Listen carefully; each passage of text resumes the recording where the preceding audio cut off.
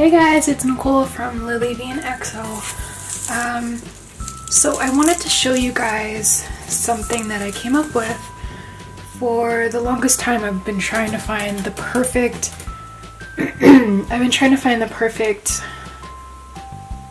stamp and stencil storage.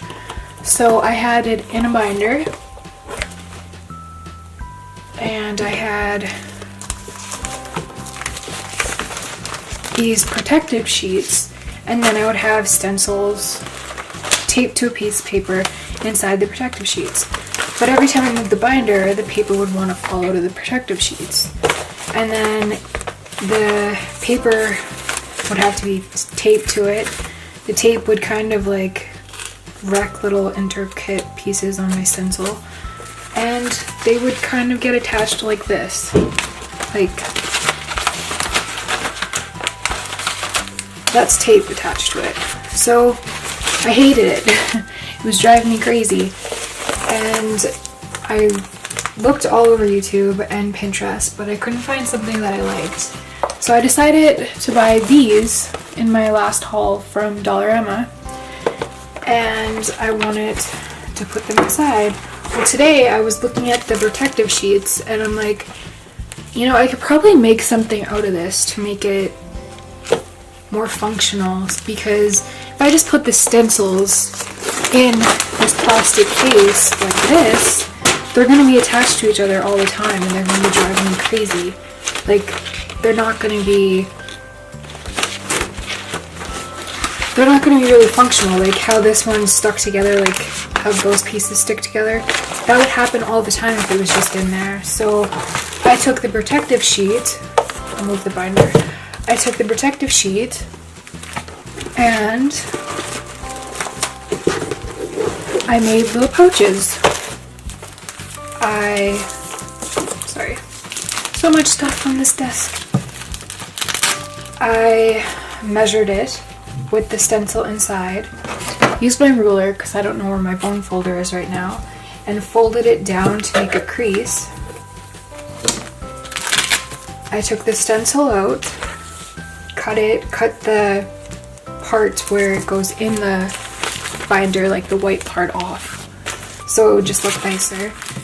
And then I stuck just a piece of scrap, like cardstock, cardboard kind of type thing, underneath, in between the two pieces of plastic, just in case the hot glue melts the plastic. I didn't want it to go through. I would just rather it stay. I have Velcro, a Velcro strip I got from, I'm pretty sure that I got this from the Dollarama like years ago. It's been in my sewing box for a very long time. I just cut off a piece like this. Make sure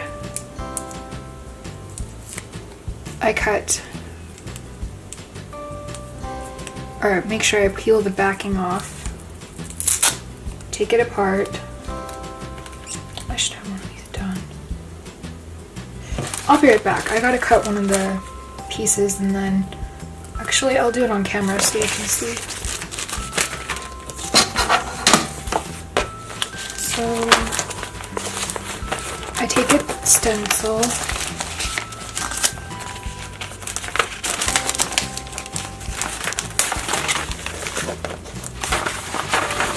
off the paper that it was on.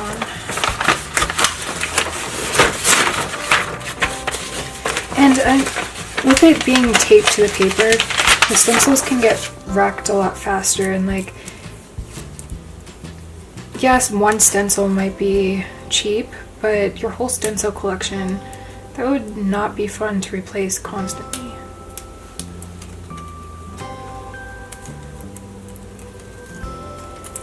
Come on, tape, get off.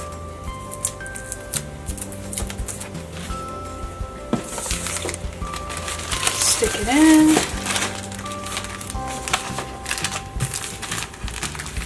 Fold the plastic down. Use a bone folder or something as a bone folder, and make a crease at the end of the stencil.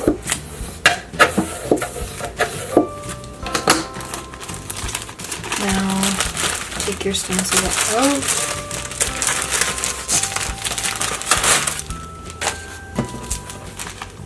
And your line will still be there, so you'll know where to cut. Cut about 1 inch to 2 inches from that line.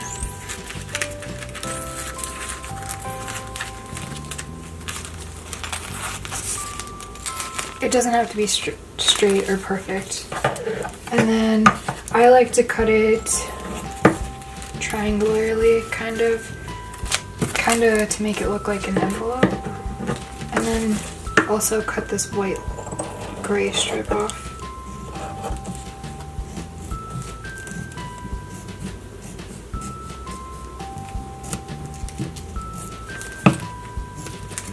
And this is not perfect at all. It's just an easy and cheaper way to store your stencils and stamps.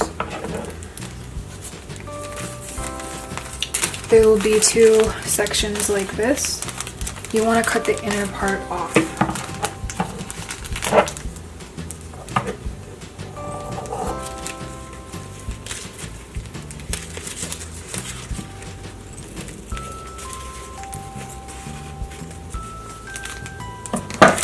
And then you have something that looks kind of like an envelope or a pouch.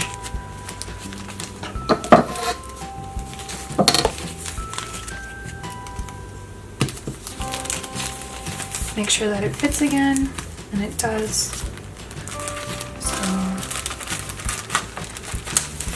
take it out, stuck to the table. Take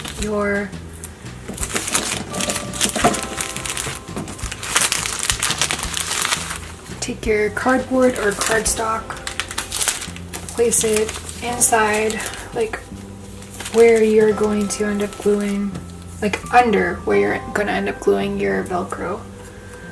Take your hot glue gun, put a circle in the middle of the Velcro, and push it down.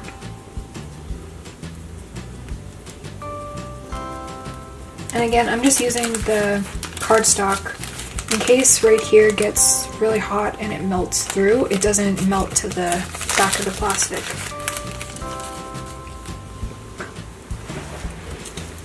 And then take your other piece, put a circle in the middle, put it on top of that piece. Take your cardstock out, stuck to my nail,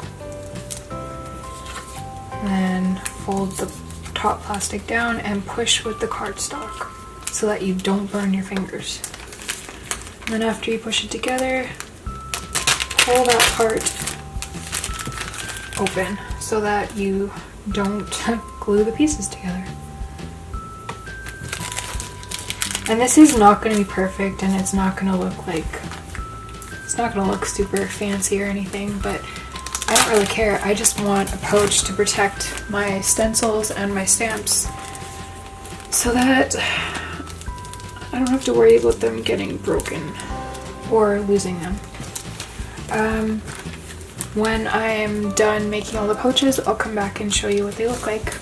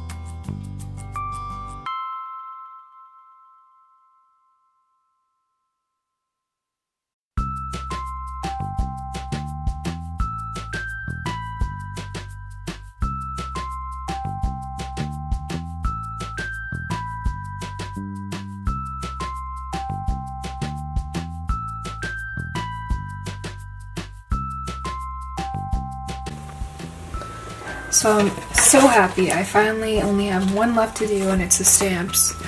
I decided not to put the stamps in the folder because they're kind of thicker and it'd be harder to see which one is which. So I decided to put them in this basket, and after I'm done making the envelopes, I'm just gonna put like a piece of cardstock between certain sections so I'll know like which one's my Christmas ones, which one are letters, and which ones are like sentiments, and just like that, to make it easier so I don't have to look through like a huge stack of stamps. And the stamps, making the pouches for the stamps are a little different just because if you put the stamp in to fold it down, it's usually too thick because the stamps puff up, so it's harder to make the line. And when you take it out, you can't see the line where it was. So what I've been doing is when I put the stamps inside the pouch to store them, I only have them on the one cellophane sheet. I don't keep the other one on the other side because it annoys me. It makes it hard to rip off to take the stamps off this sheet with the pattern on it. So I kept a big one out and a small one. This isn't as long, but it's the same width. So if I put this in the pouch, I can use it as sizing for when I make the lines. And you don't really need a bone folder. You can use your fingers if you push hard. See? And now there's a line. And now there's a line. So I'm just gonna make this last one to show you guys again. And then I think I'm pretty much done making the pouches for all my stencils. I'm so happy about this. Like, I was jumping around the house. This is the second day. I was doing it late last night and I stopped, and ever since I thought of this, I've been jumping around the house in excitement because I didn't know what to do about my stamps, and it was driving me insane.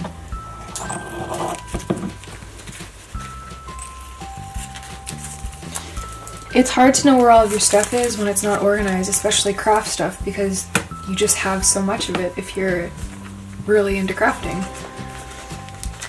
And I was sick of losing my stamps and not knowing where my stencils were.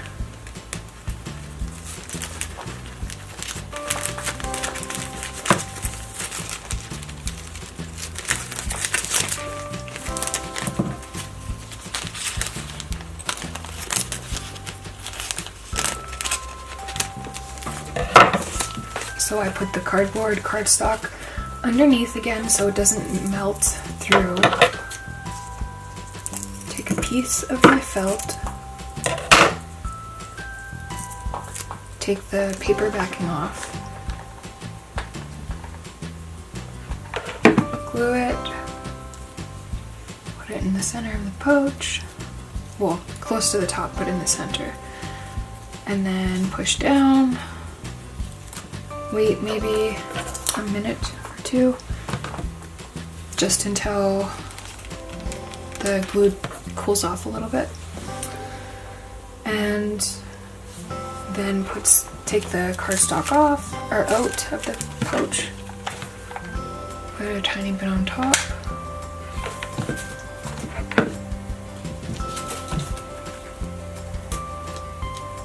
And then use the cardstock to push it down.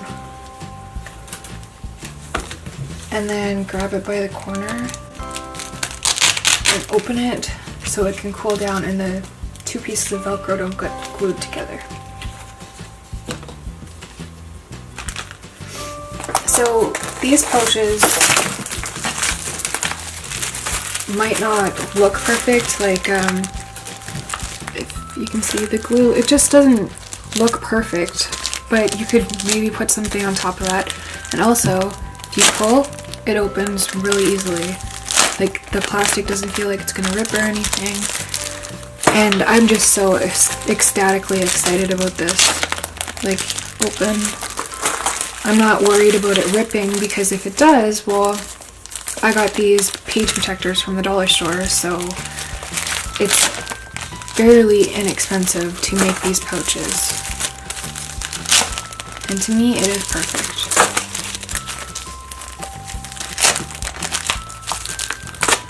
And my last one should be ready. Again, I only have one cellophane sheet for my stamps. I put the pattern facing the opposite direction and then Velcro it down so that when it's in the pouch, I don't have to look through the Velcro to try to see the pattern. I can see it like that.